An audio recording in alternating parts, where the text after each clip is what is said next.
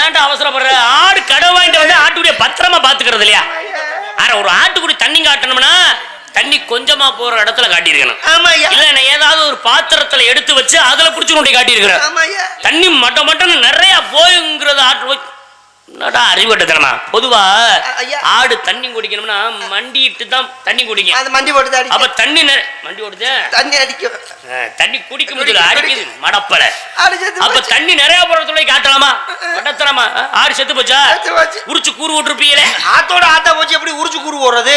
அப்படி உரிச்சு கூறு போட்டுருந்தா உங்களுக்கு 1 கிலோ கொடுத்துருப்போம்ல. ஆத்துலயே போயிடுச்சா? ஆத்தோட ஆத்தா போச்சப்பா. நாராயணா, ஆடு போச்சேடா. அடுத்து என்ன ஆச்சு? அப்புறம் செத்து போச்சே. அதே செத்துருச்சு. அப்புறம் என்ன ஆச்சு? திரும்பி வந்தானா? என்ன பண்ணியா? செத்தாடு. எந்த ஆடு? என்னது செத்தாடு? செத்தாடா? மறுபடியும் சொல்றேன் சாமி. என் வீட்டு பக்கத்துல ஒருத்தன் குடியிருந்தான். அவன் சந்தையில போய் 2 ஆடு வாங்கிட்டு வந்தான்.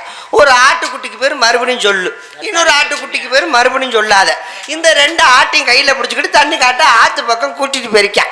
இந்த மறுபடியும் சொல்லுங்கிற ஆடு ஆத்துக்குள்ள தண்ணி குடிக்கும் போது ஆத்துக்குள்ள விழுந்த ஆடு செத்து போச்சு சாமி. இவ்வளவு நேரம் சொல்லிக்கிட்டு இருந்த ஆடு செத்துருச்சு. திரும்ப இருக்கிற ஆட்டுக்குட்டியை பிடிச்சிக்கிட்டு வீடு வந்து சேர்ந்தானா?